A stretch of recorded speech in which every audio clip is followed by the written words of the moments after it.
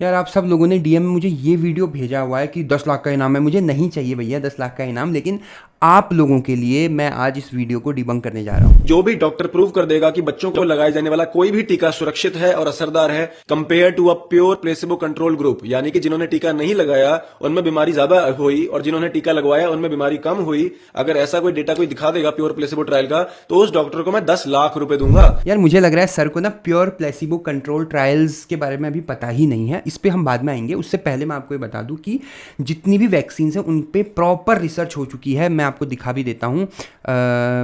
ये देखिए आप, इस पे है calculated risk the Salk polio vaccine field trials इन 1954 में एक हुई है।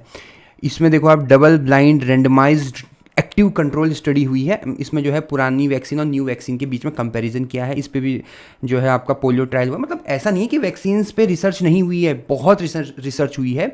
लेकिन ये जो बोल रहे हैं ना कि प्योर प्लेसिबो कंट्रोल ट्रायल दिखाओ आप हमें, अब ये इसी को क्यों बोल रहे हैं जानबूझ के? क्योंकि प्योर प्लेसिबो कंट्रोल ट्रायल करना एक क्रिमिनल ऑफेंस है, गैर कानूनी है। क्यों है वो मैं आपको बताता हूँ।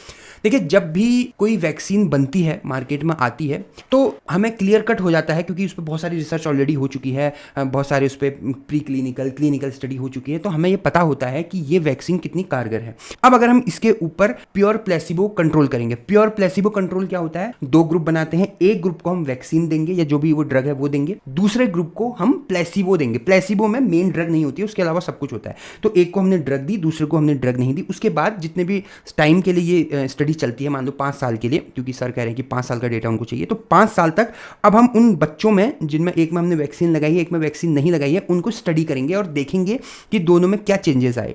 तो according to the medical science ये एक क्रिमिनल ऑफेंस इसीलिए है क्योंकि हमको क्लियर कट पता है कि वैक्सीन न लगाने से बच्चों की बॉडी में या बच्चों में क्या नुकसान हो सकता है। और we are not ready for this कि कोई बच्चा इस बात के लिए, सिर्फ इस स्टडी के लिए सफर करे। इसीलिए प्योर प्लेसिबो ट्रायल कंट्रोल जब वैक्सीन मार्केट में पूरी तरह से स्टेब्लिश्ड हो जाती है उसके बाद नहीं कराया जाता है। उससे पहले जब वैक्सीन अपने ग्रोइंग फेज में होती है, उसमें उस टाइम पे बहुत स्टडीज होती हैं और ये स्टडीज यहां पर है, मैं नीचे लिंक भी लगा दूंगा और मैंने आपको दिखा भी दी है। तो ये इन्होंने बढ़िया गूगली मारी है। लेकिन प्लीज आप मेरी एक लाइन को बड़े ध्यान से सुनिएगा, वैक्सीन से हमने लाखों बच्चों की जान बचाई है। बस फॉलो दिस पेज।